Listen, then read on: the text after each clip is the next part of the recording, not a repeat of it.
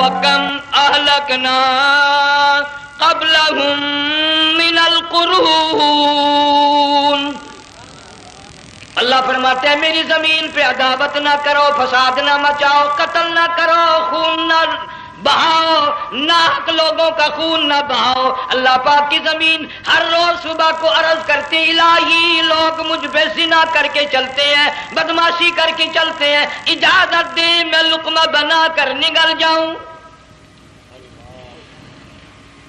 مجھے اپنے اوپر ان کا چلنا پسند نہیں، مجھے اچھا نہیں لگتا۔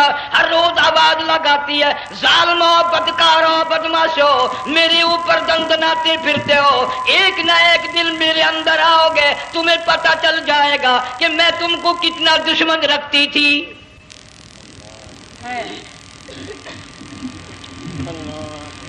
آج لوگ آزاد ہو گئے، جو کسی کی سمجھ میں آتا وہی بکتا ہے، جو سمجھ میں آتا وہی کرتا ہے، نہ کوئی راہ متعین رہی، نہ کوئی مسلک رہا، نہ کوئی بات رہی۔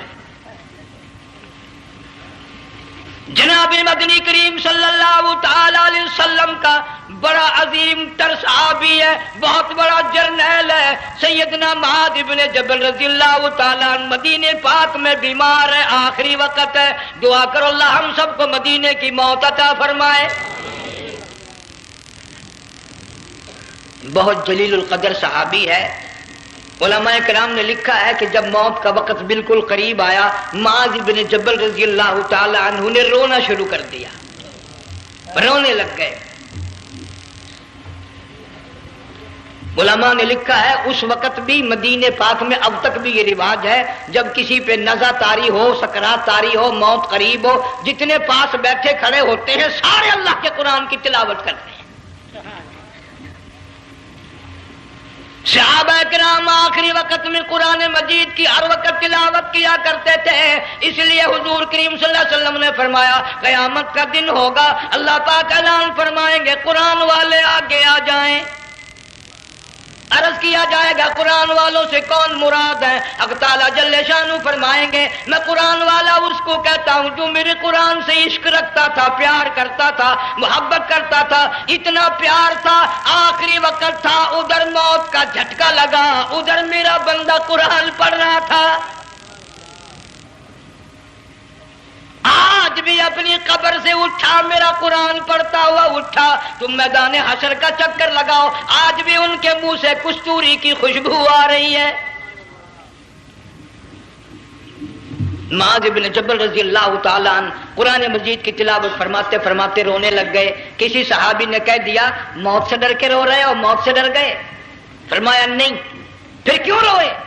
صحابی کہتا ہے میرے دل کی تمنا میرے دل میں رہی، میری آرزو پوری نہ ہو سکی، میری حسرت پوری نہ ہوئی، میرا ذوق پورا نہ ہوا، میرا شوق پورا نہ ہوا، میری تمنا تھی گرمی کا موسم ہو، رمضان کا مہینہ ہو، میں روزہ دار ہوں، جہاد فی سبیل اللہ ہو، کفر اسلام کا مقابلہ ہو، میں کئی کافروں کو قتل کر دیتا، پھر کافر بھی اکٹھے ہو کر مجھ پہ ٹوٹ پڑتے، میرا ناک کاٹ لیتے، میری زبان کاٹ لیتے، میں اللہ کی حضور میں جاتا، اللہ مجھ سے پوچھتا معاذ دنیا سے کیا لایا؟ میں عرض کرتا الہی بولوں کیسے، زبان بھی تیری نام پہ کٹا کے آیا ہوں،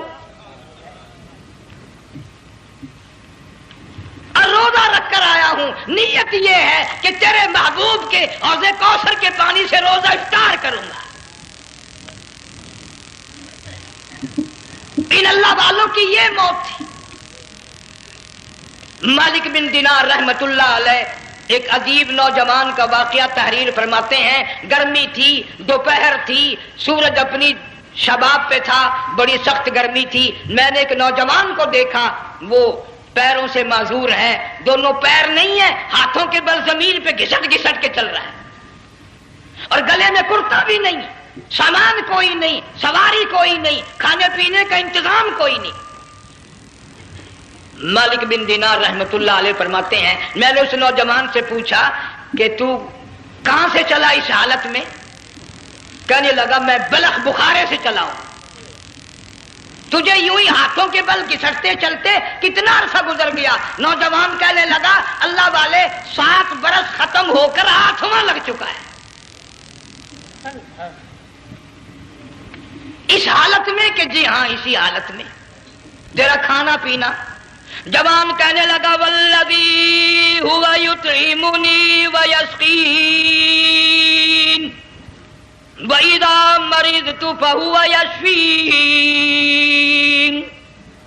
اللہ ہی کھلاتا ہے, وہی پلاتا ہے, بیمار ہو جاتا ہوں وہی تندرستی عطا کرتا ہے. اور نوجوان دوپہر بڑی سخت ہے, گرمی بڑی سخت ہے, میرے یہاں دوپہر کو آرام کر لے, قیام کر لے, کچھ دیر ٹھہر جا, آج میرے یہاں قیام کر لے. نوجوان رونے لگا اور کہنے لگا مالک بن دینار, یہ 2-4 منٹ جو تیری ساتھ باتوں میں میرے خرچ ہو گئے, مجھے ان کا ہی بڑا دکھ ہے. میں اور اپنی اس معذوری میں ہاتھوں کے بل 2-4 گز گھسٹ کر اور اپنے رب کے قریب ہو جاتا. یہ جو تیری ساتھ بات کرنے میں تھوڑا سا وقت خرچ ہو گیا, مجھے اس کا ہی بڑا دکھ ہے. ارے تو تھک گیا ہوگا. جوان کہتا ہے تیرے دیوانے مگر چلنے سے رک سکتے نہیں, تیرے دیوانے مگر چلنے سے رک سکتے نہیں, پاؤں تھک جاتے ہیں دل ان کے کبھی تھکتے نہیں.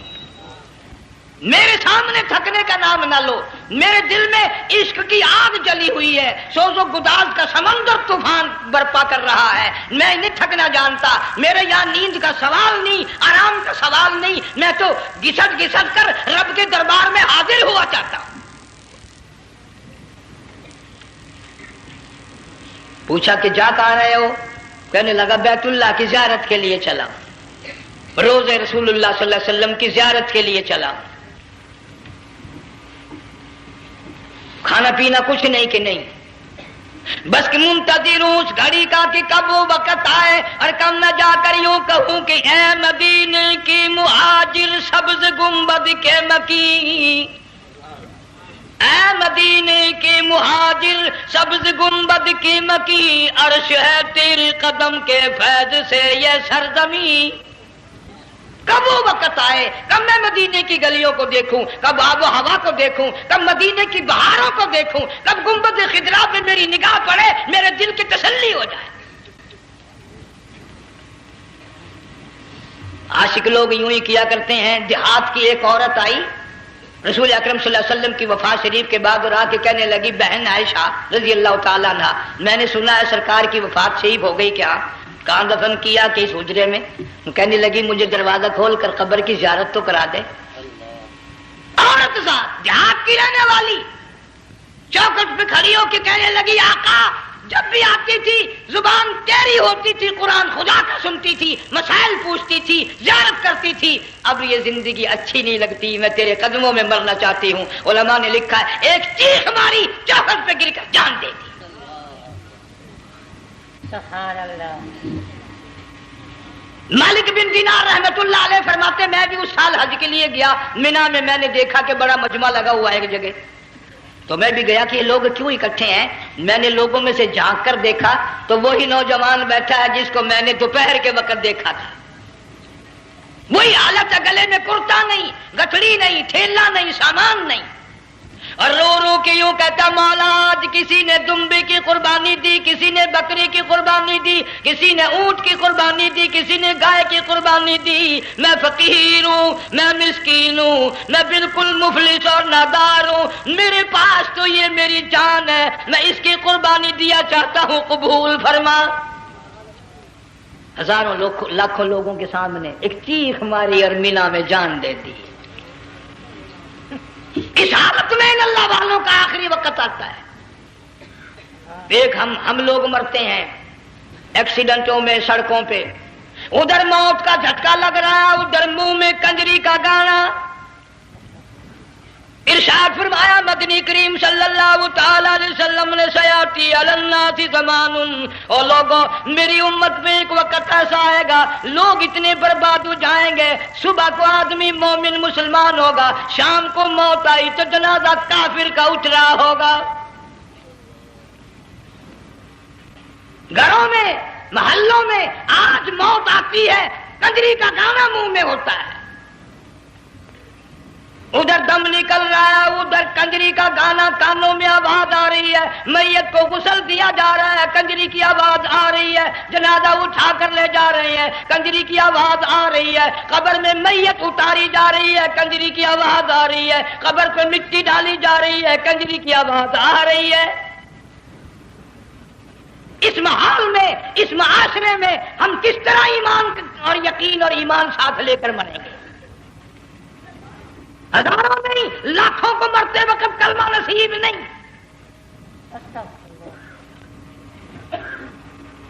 قسم دے کر پوچھو، ماں مر رہی ہے، کلمہ منہ سے نہ نکلا، باپ مر گیا، منہ سے کلمہ نہیں نکلا، بیگم صاحبہ چل بسی، منہ سے کلمہ نہیں نکلا۔ ہزاروں چلے گئے اور اپنے جانے کا پھر بھی یقین نہ آیا۔ تم نے کبھی سوچا تک نہیں، خیال تک نہیں کیا؟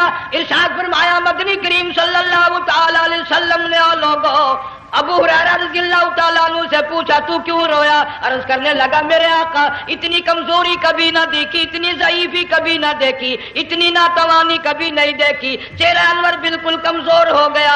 آپ نے ٹھنڈا سانس لے کر فرمایا ابو ہریرہ تجھے معلوم نہیں موت بالکل قریب آ گئی، بالکل قریب آ گئی موت۔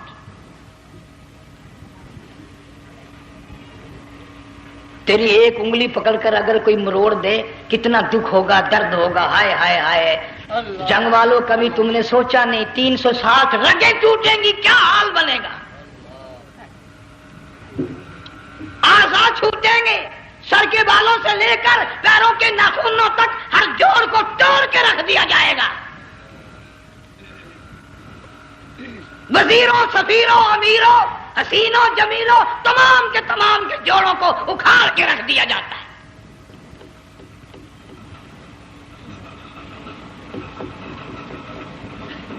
پروگرام تک نہیں مرد عورتوں کا کہ یہ دنیا کسی کی نہ بنی، قبر میں آخر جانا ہی جانا ہے۔ علماء کرام نے لکھا ہے کہ حضرت عیسیٰ علیہ السلام کے پاس لوگ آئے اور کہنے لگے نئی نئی قبروں سے مردے زندہ کر کے دکھاتے ہو، آؤ ہم ایک پرانی قبر پہ لے کے چلتے ہیں، مردہ زندہ کر کے دکھاؤ۔ عیسیٰ علیہ السلام تشریف لے گئے، فرمایا کم باذن اللہ، ایک نوجوان زندہ ہو کر قبر سے نکل کر سامنے آ کر کھڑا ہو گیا۔ عیسیٰ علیہ السلام نے پوچھا تو کون ہے؟ وہ کہنے لگا میرا نام سام ہے، میں حضرت نوح علیہ السلام کا بیٹا ہوں۔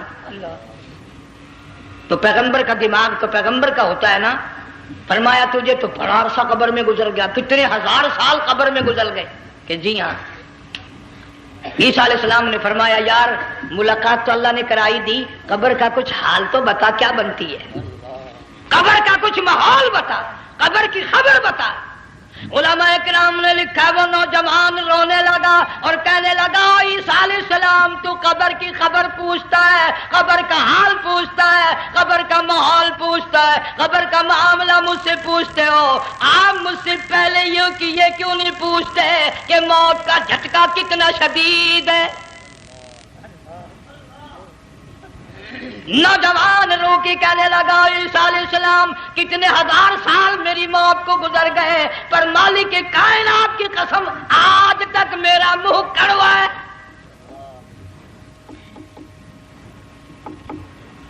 اس لیے جنگ والوں لمبی چوڑی بات کہنے کا وقت نہیں، حالات نہیں، میں تو تمہیں اتنا سا پیغام دینے آیا، کھانے پینے کا زمانہ ہے، میں جانتا ہوں تم کیلے کھاتے ہو، تمہیں کیلے کا ذائقہ معلوم ہے، امرود کا ذائقہ تم کو معلوم ہے، انار کا ذائقہ تمہیں معلوم ہے، انگور کا ذائقہ معلوم ہے، انناس کا ذائقہ معلوم ہے، آم کا ذائقہ معلوم ہے، ہزاروں پھلوں کے ذائقے تمہیں معلوم ہے، ہزاروں مٹھائیوں کے ذائقے تمہیں معلوم ہے، ہزاروں بیکری کی چیزوں کے ذائقے تمہیں معلوم ہے، ہزاروں شربتوں کے ذائقے معلوم ہے، پر تم نے جنگ والوں کبھی بھی قبرستان میں جا کر قبر والوں سے یہ نہیں پوچھا او قبر والوں ذرا بتاؤ تو صحیح موت کا ذائقہ کیسا ہے؟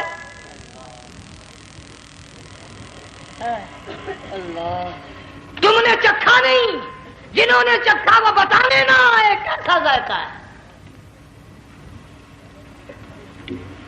اس لیے قرآن کہتا کلا اذا بلغت التراقی وقیل من راق، وظن أنه الفراق والتفت الساق بالساق إلى ربك يومئذ المساق. بادشاہ ہو، امیر ہو، وزیر ہو، فقیر ہو، غریب ہو، رگیں ٹوٹیں گی، موت آئے گی، اور جس کی آئی تمہیں معلوم نہیں کس طرح آئی، کس حال میں آئی. جن کے دلوں میں ان باتوں کا خیال آیا، خدا کی قسم صحابہ کرام میں سے اتنے رویا کرتے تھے آنکھیں ختم ہو گئی. جناب فاروق اعظم رضی اللہ تعالیٰ عنہ کو کسی نے دیکھا رو رہے ہیں، بے تحاشا رو رہے ہیں. پوچھ لیا بڑا بہادر پہلوان فاروق تجھے کیا ہوا، اتنا کیوں رویا؟ فرمانے لگے تمہیں معلوم نہیں قبر کا اندھیرا یاد آ گیا.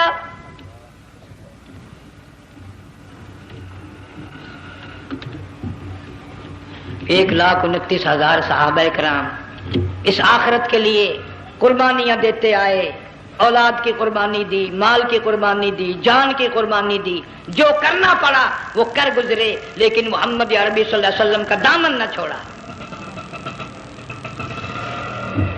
اسی لیے ہر سال اللہ پاک جل شانہ نے اس امت کو یہ موقع دیا کہ سنت خلیل پہ عمل کرتے کرتے قربانیوں کی یاد تازہ ہو جائے، قربانیوں کی یاد تازہ ہو جائے. قرآن کریم میں جا بجا ابراہیم علیہ السلام کا اللہ پاک نے ذکر خیر فرمایا، یوں فرمایا ہم نے ان کے بڑے امتحان کیے، بڑی آزمائش کی، وہ ساروں میں کامیاب ہوئے. تم ہر وقت اللہ سے یہ دعا کیا کرو اللہ ہمیں امتحان میں نہ ڈالے، آزمائش میں نہ ڈالے، ہم امتحان کے قابل نہیں. یہ ہمارے جو امتحان ہوتے ہیں ان میں نقل ماری جاتی ہے، تو اللہ امتحان لے گا تو نقل کیسے ماریں گے، کیسے کام چلے گا؟ جناب ابراہیم علیہ السلام کو اللہ پاک نے ہزاروں امتحان میں مبتلا کیا، ہزاروں آزمائشیں کی، فَأَتَمَّهُنْ سب میں کامیاب گیا، سب میں پاس نکلا. ایک آزمائش ایسی بھی آئی اللہ کی توحید کی وجہ سے، شرک کو مٹانے کی وجہ سے ابراہیم علیہ السلام کا سارا مصر فلسطین دشمن بن گیا. حضرت سارہ کو ساتھ لے کر چل دیے، ایک بیوی ساتھ ہے اکیلا دم میں. یہاں تو لوگ محلوں میں شہروں میں کہتے ہیں جی میں اکیلا ہی ہوں، میں کیا کروں. اگر خلیل کہتا کہ میں اکیلا ہوں تو آج قرآن میں اس کا ذکر خیر کیسے ہوتا؟ پرواہ نہ کی، وہ کہتا میرے لیے میرا اللہ کافی ہے. کون کہتا ہے میں اکیلا ہوں، میری ساتھ تو اللہ ہے. مصر سے گزرنے لگے، بادشاہ کے ملازموں نے بادشاہ کو جا کے بتایا بڑی خوبصورت عورت گزر رہی ہے تیرے حلقے سے، بہت بڑی خوبصورت عورت ہے. کہ ملازم پکڑ کے لے کے چلے تو عورت ساتھ حضرت سارہ رونے لگ گئی. خلیل میرا کیا بنے گا؟ پیغمبر کو اللہ کی ذات پر بڑا یقین ہوتا، فرمایا پرواہ نہ کر، میری آبرو میرے مولا کی آبرو ہے، چاہے جہاں چلی جا میری عزت کی حفاظت میرا اللہ کرے گا. فرمایا فاللہ خیر حافظا وہو ارحم الراحمین. پرواہ نہ کر، میں اس کا پیغمبر ہوں، نبی ہوں، چیخا میں جلا اس کے لیے، سارے دکھ اٹھاتا ہوں اس کے لیے، میری عزت کی حفاظت وہی کرے گا. محل میں جا کر حضرت سارہ کو بند کر دیا. بادشاہ نے بلوایا ہے عزت لوٹنے کے لیے، بادشاہ نے پکڑوا کر منگوایا ہے آبرو برباد کرنے کے لیے. بادشاہ کا ارادہ ہے سارا کی عزت کو برباد کرنے کا، اور اللہ کا پروگرام ہے سارا ادھر آ، اس محل میں ایک معصوم بچی ہے جس کا نام ہاجرہ ہے، میں اس کو اتنا پسند کرتا ہوں، اللہ فرماتے ہیں اس کے پیٹ سے اسماعیل ذبیح اللہ کو پیدا کرنا چاہتا ہوں، اس کی نسل سے حبیب اللہ کو لانا چاہتا ہوں. آج تک کسی کی انگلی اس کی طرف نہیں اٹھی. سارا محل میں آؤ، اس کو آ کر ساتھ لے جاؤ تاکہ میرے ذبیح اللہ کی پیدائش کا معاملہ بن جائے. بادشاہ کا ارادہ ہے آبرو برباد کرنے کا، اللہ کا ارادہ ہے ہاجرہ کی آبرو بچانے کا. فرمایا وَيَمْكُرُونَ وَيَمْكُرُ اللَّهُ وَاللَّهُ خَيْرُ الْمَاكِرِينَ. اس نے بھی تدبیر بنائی، میں خدا نے بھی تدبیر بنائی۔ بادشاہ آیا حضرت سارہ کے قریب برائی کا ارادہ کر کے۔ مفسرین نے لکھا ہے حضرت سارہ نے فرمایا مجھے 2 رکعت نماز پڑھنے دے۔ یہاں سے پتہ چلا کوئی پاک دامن عورت، کوئی نیک بیٹی اگر غنڈوں میں بدماشوں میں پھنس جائے، عزت بچانے کا طریقہ یہ ہے وضو کر کے اللہ کے سامنے نیت تو باندھ، تیری عزت کے لیے وہ فرشتے بھیجے گا۔ علماء کرام نے لکھا ہے کہ ایک جہاز سمندر میں چل رہا ہے، طوفان آیا، جہاز تختہ تختہ ہو گیا، کچھ لوگ غرق ہو گئے، ڈوب گئے، کچھ تختوں پہ بہ کر کے چلنے لگے۔ ایک عورت گود میں بچہ ہے، ایک حبشی نوجوان دوسرے تختے پہ بیٹھا ہوا جاتا ہے۔ اس نے عورت اکیلی دیکھ کر اپنا تختہ چھوڑ دیا اور بدماشی کے ارادے سے عورت کے تختے پہ آ بیٹھا۔ تم جنگ والے سوچ رہے ہوگے کہ ڈوبتے وقت بھی باز نہ آئے، یہ سیلاب آتے ہیں لوگ بدماشیوں سے باز آئے؟ ڈوب گئے مگر باز نہ آئے، بغیرتی لوگ کرتے ہی رہے۔ علماء اکرام نے لکھا حبشی نوجوان نے عورت کا بچہ چھینا سمندر میں پھینک دیا۔ عورت روئی اور کہنے لگی میرے اللہ بیٹھی رہتی ہوں، عزت جاتی ہے، حرکت کرتی ہوں، ڈوب جاؤں گی۔ میں نے سنا ہے سمندر کی گہرائیوں سے تو نے یونس علیہ السلام کی سنی تھی، میں تو پانی کے اوپر بہ رہی ہوں، مولا میری آبرو بچا، میرا ایمان بچا، میری عزت بچا، تیرے سوا میری سننے والا کوئی نہیں، لا الہ الا انت سبحانک انی کنت من الظالمین۔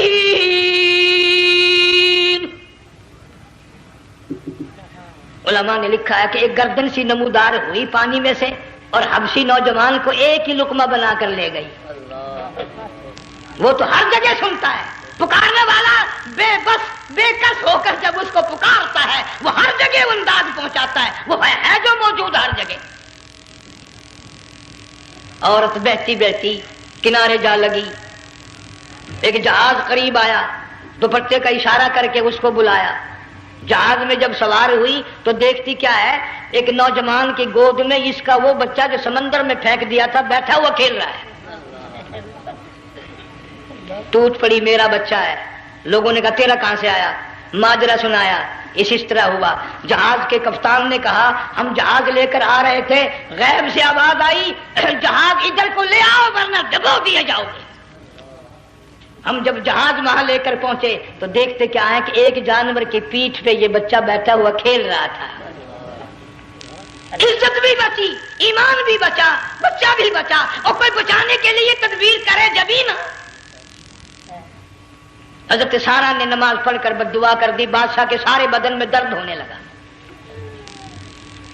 پیغمبر کا سارا گھر بڑا کریم ہوتا ہے، جب اس کو درد نے ستایا نا کہنے لگا میں وعدہ کرتا ہوں تجھے کچھ نہیں کہوں گا، میرے لیے دعا کر دے۔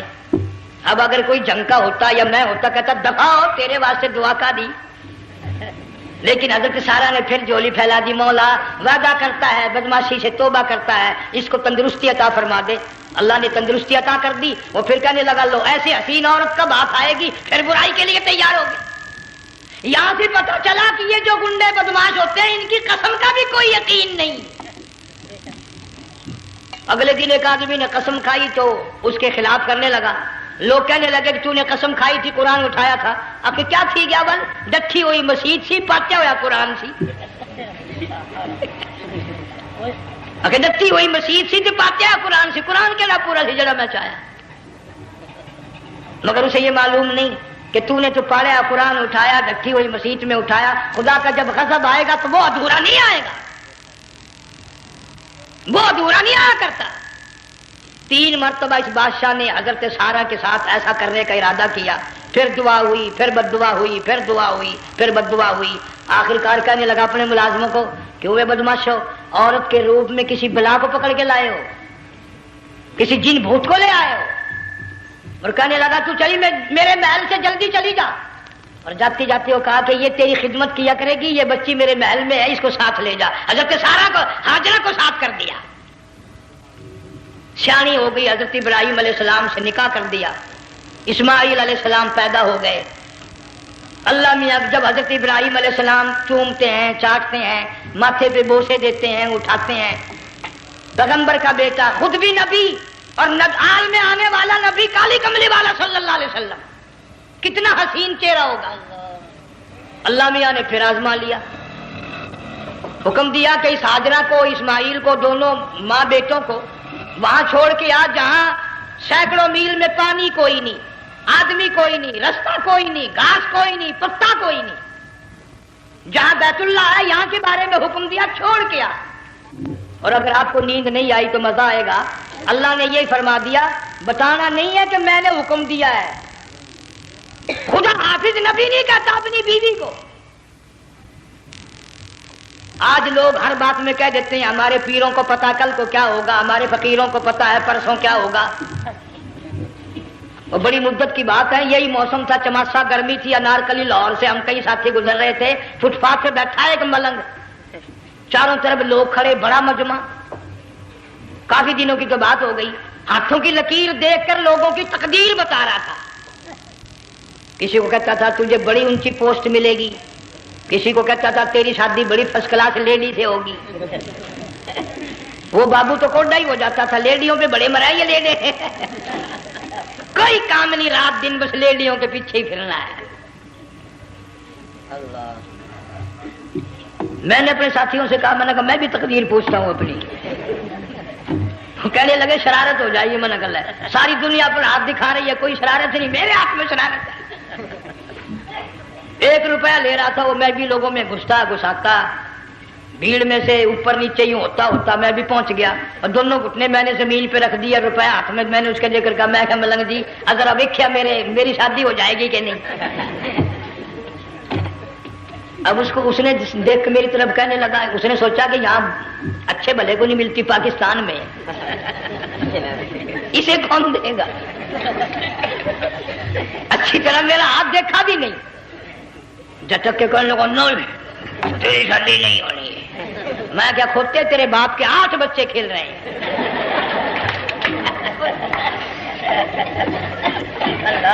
یوں ہی عقیدے بگڑ جاتے ہیں لوگ۔ ہمارے پیر کو پتا، فقیر کو پتا، کسی کو پتا نہیں ہے، کوئی نہیں جانتا۔ فرمایا وما تدری نفس ماذا تکسب غدا،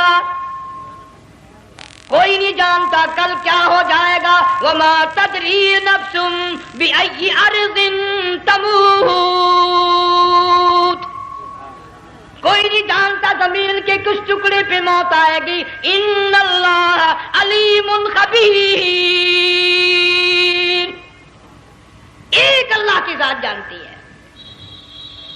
حضرت ہاجرہ اسماعیل علیہ السلام کو چھوڑ کر چل دیے، نہ خدا حافظ کہا، نہ کوئی تسلی دی، تھوڑی سی کھجوریں، تھوڑا سا پانی، ختم ہو گیا۔ ابراہیم علیہ السلام جب دور نکل گئے تو حضرت ہاجرہ نے دیکھا یہ تو چلے گئے، کھڑی ہو کر آواز دی، اے میرے ابراہیم۔ مڑ کر نہیں دیکھتے۔ جنگ والوں، اللہ کا پیغمبر اللہ کی اجازت کے بغیر اپنی بیوی کی طرف نہیں دیکھتا، گھر والی کی طرف نظر اٹھا کر نہیں دیکھتا۔ ایک تم ہو، چٹی داڑھی، بڑھے پا، کالے برقعے والی نظر آ جائے نا، آگے بھاگ کر بڑے نہیں آتے ہیں، کہاں جانا چاہتی ہیں آپ؟ تیری ماں لگتی ہے آپ چلی جائے، تو یہ کیا ہوا؟ یہ کالے برقعے پہ مرتے مرتے مرتے مرتے مر ہی گئے۔ ایسا عجیب تماشا۔ وہ لاہور پلیٹ فارم پر پھر رہی تھی نا ایک لیڈی برقع اوڑے، آ گیا ایک لیڈا، کہنے لگا سیب نہ پلاؤں، نے کہا لے آئے، نے کہا ہوا کام بن گیا، اسے وہ نپ لے آیا۔ تھوڑی دیر کے بعد کہنے لگا میرے خیال میں کوئی پھینٹا بھی ہو جائے، نے کہا لے آئے، نے کہا سبحان اللہ پکا کام ہو گیا۔ اسے منت بھی پی لی، پھینٹا بھی ڈکار گئی۔ تھوڑی سی دیر کے بعد کہنے لگا سیب لے آؤں، وہ لے ہی آیا سیب، کہ آپ کے لیے میں سیب لایا ہوں آپ کھائیں۔ کہنے لگی نہیں آپ کھائیں۔ اس نے سوچا ہو میری بھی محبت ہو گئی ہے، سیب کھانے کے لیے مجھے بھی کہہ رہی ہے۔ جب اس نے اصرار کیا نا کہ میں تو تیرے لیے لایا ہوں، کھا تو صحیح، کہنے لگی کیسے کھاؤں، میرے منہ میں دانت ہی نہیں ہے۔ اب پتا چلا اسے کہ صبح سے میں تو پرانے پپی کے پیچھے پھر رہا تھا۔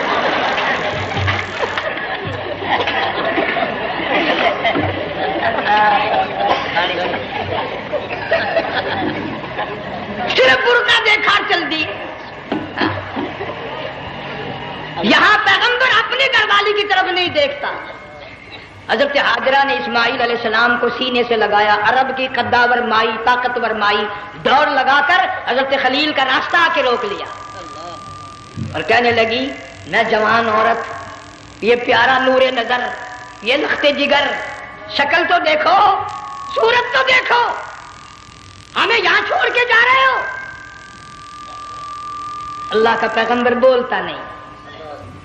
پتہ چلا پیغمبر اللہ کی اجازت کے بغیر سانس نہیں لیتا، آنکھ کا اشارہ نہیں کرتا۔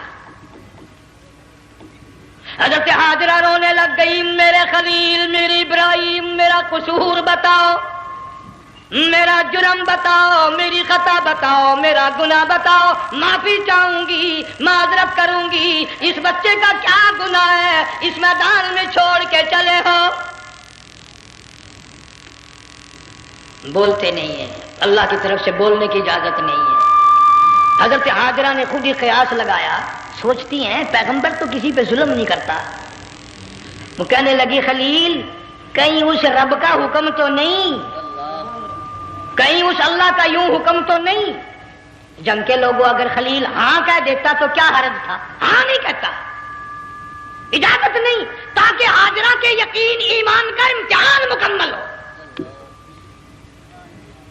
مفسرین نے لکھا ہے کہ حضرت ابراہیم علیہ السلام نے سر کا یوں اشارہ کیا، بس ذرا سا ہاں، پھر عورت کا ایمان دیکھ، یقین دیکھ، یہی نہ بیٹھی، دوڑ کے وہاں گئی ہے جہاں پہلے بٹھا کر آئے تھے اور کہنے لگی ابراہیم جاؤ، میں جانوں میرا رب جانے، پرواہ نہیں۔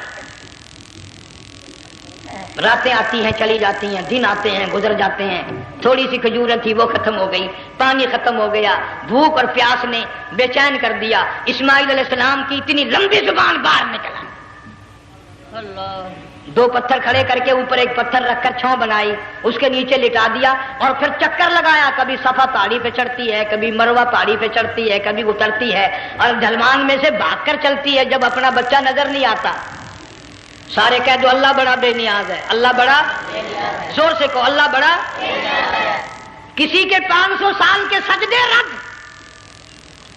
کسی کی ہزاروں سخاوت صدقات رد، کسی کی چال منظور، کسی کی رفتار منظور، کسی کی ٹور منظور۔ اور یوں فرمایا ہاجرہ میری رحمت کی تلاش میں آج جو تو نے دوڑ لگائی ہے، یہ تیری چال ڈال رفتار ٹور ہمیں اتنی پسند آ گئی، اتنی پسند آ گئی کہ آج کے بعد خلیل اللہ کیوں نہ ہو، ذبیح اللہ کیوں نہ ہو، کلیم اللہ کیوں نہ ہو، روح اللہ کیوں نہ ہو، حبیب اللہ کیوں نہ ہو، صحابہ کرام کیوں نہ ہو، قطب ابدال غوث کیوں نہ ہو، میری ہاجرہ مجھے اپنی کبریائی کی قسم جب تک وہ تیری چال چل کے نہ دکھائے گی حاجی کا لانے کا حقدار نہیں ہو سکتا، تیری رفتار اسے چلنی پڑے گی۔ فرمایا ان الصفا والمروۃ من شعائر اللہ فمن حج البیت او اعتمر فلا جناح علیہ ان یطوف بہما ومن تطوع خیرا فإن اللہ شاکر علیم۔ ساتویں چکر میں آواز سی آئی، اب رو پڑی حضرت ہاجرہ، کہنے لگی میرا بچہ اگر چل بسا میں پھر کیا کروں گی؟ سن لی میں نے آواز۔ آپ کیا دیکھتی ہے؟ اسماعیل علیہ السلام کی نرم و نازک ایڑیاں جس زمین پہ رگڑی گئی تھی وہاں سے چشمہ جاری کر دیا۔ حضرت ہاجرہ نے پی لیا، بھوک بھی ختم ہو گئی، پیاس بھی ختم ہو گئی، بچے کو بھی پلایا۔ اللہ تعالیٰ نے خانے کعبہ کی بنیاد ڈال دی، ایسے گھر کی بنیاد ڈالی۔ حضور صلی اللہ علیہ وسلم فرماتے ہیں 500 سال کی عبادت ایک طرف اور بیت اللہ پہ ایک نگاہ یوں ڈالنا ایک طرف۔ 500 سال کی عبادت کا وہ ثواب نہیں جو ایک نظر خانے کعبہ پہ ڈالنے کا ثواب ہے۔ اور اللہ پاک یوں فرماتے ہیں کہ جو آنے والا حجر اسود کو بوسہ دیتا ہے، اللہ پاک یوں فرماتے ہیں میں سمجھتا ہوں میرا سجا ہاتھ پکڑ کر میرے بندے نے چوم لیا۔ جو غلاف کعبہ کو پکڑ کر مانگتا ہے، اللہ فرماتے ہیں میں یہ سمجھتا ہوں میرا دامن پکڑ کے مانگ لیا۔ جو مقام ملتزم پہ لپٹ کے مانگتا ہے، اللہ فرماتے ہیں میں سمجھتا ہوں میری چوکھٹ پہ پڑھ کے مانگ لیا۔ اور فرمایا لوگوں یہ جو آنے والے آئے ہیں یہ رشتہ داروں کے مہمان نہیں، عزیزوں کے مہمان نہیں، دوستوں کے مہمان نہیں، میں خدا میزبان ہوں، یہ میرے مہمان ہیں۔ آج ان کی دعاؤں پہ آمین کہو، فرشتوں کو حکم ہوتا ہے ان سے مصافحہ کرو۔ مگر اللہ تعالیٰ سب کو توفیق دے کہ حج مکمل کر کے آئیں اور سب کا حج قبول فرمائے۔ میرے علاقے میں کئی سالوں کی بات ہے پرانی، جب کوئی حاجی تھا، ایک آدمی حج کر کے آیا، میں دوپہر کو اس کو ملنے گیا تو زور کی نماز کا وقت آیا، میں اٹھ کے چلا گیا نماز پڑھنے۔ پھر عصر کی نماز کا وقت آیا، میں اٹھا اور نماز پڑھ کے آ گیا۔ میں نے اس حاجی کے لڑکے سے پوچھا، میں نے کہا حاجی صاحب نے نماز یہیں پڑھی؟ تو کہنے لگا جی ابھی شروع نہیں کی، سفر کے تھکے ہوئے ہیں نا، 2-4 دن کے بعد شروع کریں گے۔ شکر ہے پہلے لوگ جھوٹ نہیں بولا کرتے تھے، ہاں آج کل کا ہوتا ہے نا تو وہ کہہ دیتا ہے جی یہ تو کئی وقت کی کتھی پڑھ کر بیٹھے ہیں۔ تو پھر مولوی تھا نا، میں بیٹھ گیا حاجی کے پاس، باتوں میں اس کو لے آیا، یہی میں نے کہا حاجی صاحب نماز نہیں پڑھی؟ کہنے لگا آپ ہی لوگوں سے سنا ہے کہ بیت اللہ میں جو ایک نماز پڑھے 1,00,000 کا ثواب ملتا ہے، مسجد نبی میں جو ایک نماز پڑھے 50,000 کا ثواب ملتا ہے، 4 مہینے پڑھ کے آیا، وہ حساب لگا لو۔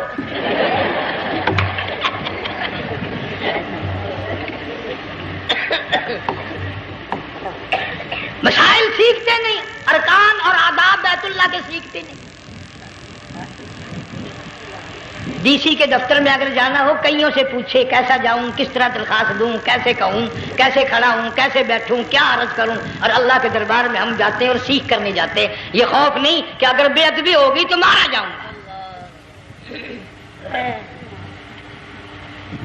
اللہ تبارک و تعالیٰ جل شانہ نے اسماعیل علیہ السلام کی نرم و نازک ایڑیوں سے بنیاد ڈال کر خانہ کعبہ کی اللہ نے ہمیں یہ کعبہ دیا، گناہوں کی معافی مانگنے کے لیے وہاں جاؤ، اللہ تبارک و تعالیٰ کے دربار میں حاضر ہو کر مانگنے کے لیے یہاں جاؤ۔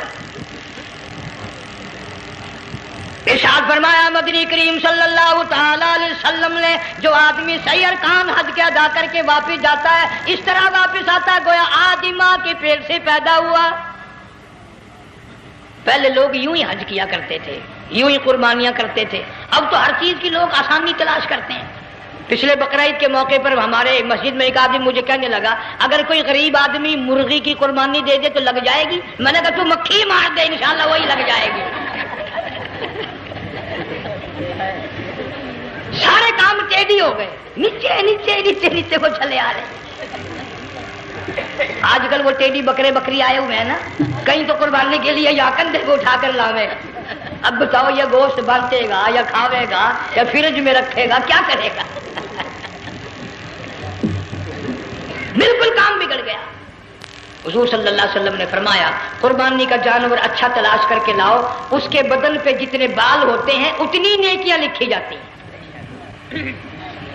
اور میرا موضوع نہیں، حضور صلی اللہ علیہ وسلم نے فرمایا کہ میں نے اللہ سے دعا کی تھی میری امت کا کیا بنے گا، پل صراط پہ سے گزرتے وقت اللہ تعالیٰ نے میری دعا کو قبول فرما کر یوں فرما دیا کہ تیری امت جو قربانی میں جانور ذبح کرے گی میں خدا پل صراط کے کنارے پر زندہ کر کے ان سب جانوروں کو سواریاں بنا کر پیش کر دوں گا۔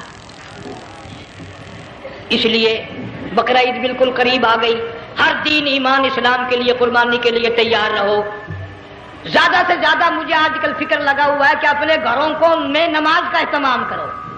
آج حال یہ بنا ہوا ہے کہ اگر گھر والی کی گود میں موت آئی تو گھر والی بے نماز، دھی کی گود میں موت آئی دھی بے نماز، بہن کی جھولی میں موت آئی بہن بے نماز، بیٹے کی گود میں موت آئی بیٹا بے نماز، بھائی کی گود میں موت آئی بھائی بے نماز۔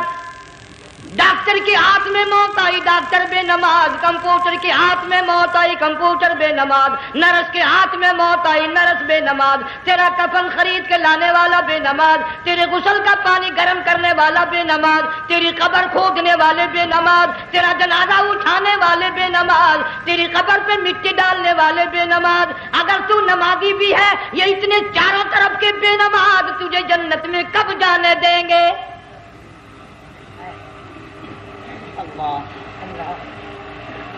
इस बच्ची का फिक्र क्यों नहीं करता?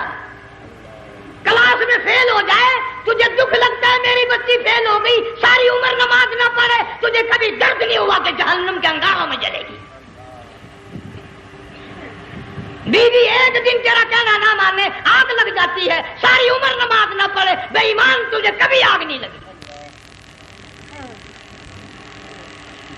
इस घर से तेरा जनाजा निकलेगा, इस घर से तेरी मैयत उठेगी जिस घर में तूने सारे बेनमाज पैदा कर रखे हैं, सारे बेनमाज इकट्ठे कर रखे हैं। किस तरह ईमान कलमा साथ लेकर जाएगा?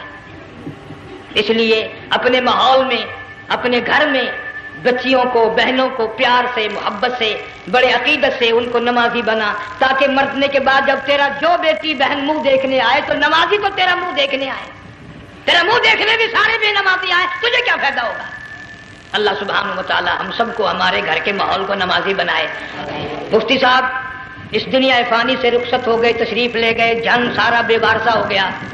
मुफ्ती साहब ही का मदरसा है, ये मुफ्ती साहब ही के बच्चे हैं, इन बच्चों की सरपरस्ती करो, इनका इकराम करो, इनकी इज्जत करो, जामिया हलीमिया की खिदमत करो। बकरा ईद का मौका आ रहा है, वो तो ना जाने किस किस तरीके से अपना काम चलाते थे, हजारों लोगों से उनके ताल्लुकात थे। ये बच्चे हैं, नया काम है। अल्लाह सुब्हानहू व तआला हर खिदमत गुजार को दो जहान में सुरखरुई अता फरमाए।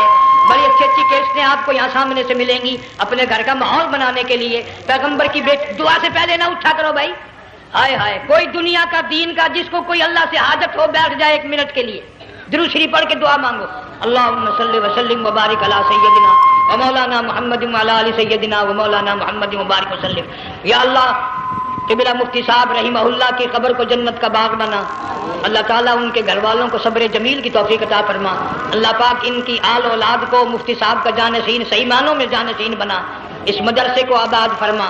अल्लाह ताला सारे जंग की सरपरस्ती फरमा, सारे शहर को आबाद फरमा, हर शर से, हर फितने से सबकी हिफाजत फरमा। या अल्लाह, हम सबको सच्चा मुसलमान, पक्का दीनदार बना। हमें और हमारी औलाद को नेक और नमाजी बना। या अल्लाह, हमारे घरों को नमाज और कुरान से आबाद फरमा, कलमे और ईमान वाली मौत अता फरमा। सूफी मौलाना मोहम्मद यार साहब रहीमहुल्लाह की कब्र को जन्नत का बाग बना। या अल्लाह, तमाम मुसलमानों की बख्शिश फरमा, सारी उम्मत की मग़फ़िरत फरमा, सारी मखलूक पे करम और फजल फरमा। या अल्लाह, सारे पाकिस्तान की हिफाजत फरमा, पाकिस्तान के दाखिली खारजी दुश्मनों को जलील व खार कर दे। या अल्लाह, हम सबको यकीन, ईमान अपने अंदर पैदा करने की तौफीक अता फरमा। जालिम के जुल्म से बचा, शरीर की शरारत से बचा, मौला हासिदों के हसद से बचा, फितना पर्दाजों से हम सब की हिफाजत फरमा। बे औलाद को औलाद अता फरमा, जिनके पास बच्चियां हैं अल्लाह ताला नरीना औलाद अता फरमा। और मैं तो काफी दिनों के बाद आया हूँ, पुराने दोस्तों में से थे कारी गुलाम मोहम्मद साहब, सबका जो रहमतुल्लाह अलैह, अल्लाह ताला उनकी कब्र को जन्नत का बाग बना, सबको जवारे रहमत में जगह अता फरमा। हमारे बड़े बुजुर्ग क़िबला दरखास्ती साहब मुद्दजिल्लु या और जितने भी बीमार हैं अल्लाह पाक से सेहत कामिला अता फरमा। मुझे भी पीर गुलाम हबीब साहब, अल्लाह ताला उनको भी सेहत कामिला अता फरमा। और मैं गुनाहगार भी, अब तो सारा साल गुजर गया, अक्सर बीमारी रहता हूँ, अल्लाह ताला सेहत कामिला अता फरमा। मौत आए तो कलमे और ईमान वाली मौत अता फरमा। या अल्लाह, 2 जहान की शहादत अता फरमा, 2 जहान की जिल्लत और रुसवाई से हम सब की हिफाजत फरमा। सबके कारोबार में, रोजी रिज़्क़ में खैर और बरकत अता फरमा। जिसके ज़िम्मे कर्जा हो, अदा करने की सूरतें पैदा फरमा। हर परेशान हाल की परेशानी को दूर फरमा, मुश्किलों को आसान फरमा, तलखियों को राहतों से तब्दील फरमा। या अल्लाह, मुफ्ती साहब के बच्चों को सही मानों में मुफ्ती साहब का जानशीन बना, जामिया हलीमिया को क़यामत तक के लिए कुरान सुन्नत का मरकज बना। रब्बना तक़ब्बल मिन्ना इन्नका अंतस समीउल। अफगानिस्तान के मुजाहिदीन को हमेशा हमेशा के लिए कामयाब फरमा। जितने लाखों तालिब इल्म अल्लाह वाले शहीद हो गए, सब के दर्जों को बुलंद फरमा। अफगानिस्तान के सारे मुजाहिदीन को अल्लाह ताला कामयाब फरमा। रूसी, अमरीकी, यहूदी, मिर्जाई, ईसाई, ये जितने मनसूबे बनाकर मुसलमानों को तबाह कर रहे हैं, या अल्लाह उन सब मनसूबों को बर्बाद कर दे, उनके तमाम मनसूबों को खात्मे में मिला दे। सल्लल्लाहु अला हबीबी मुहम्मद व आलिहि व अस्हाबिही अजमईन बिरहमतिका या अल्लाह।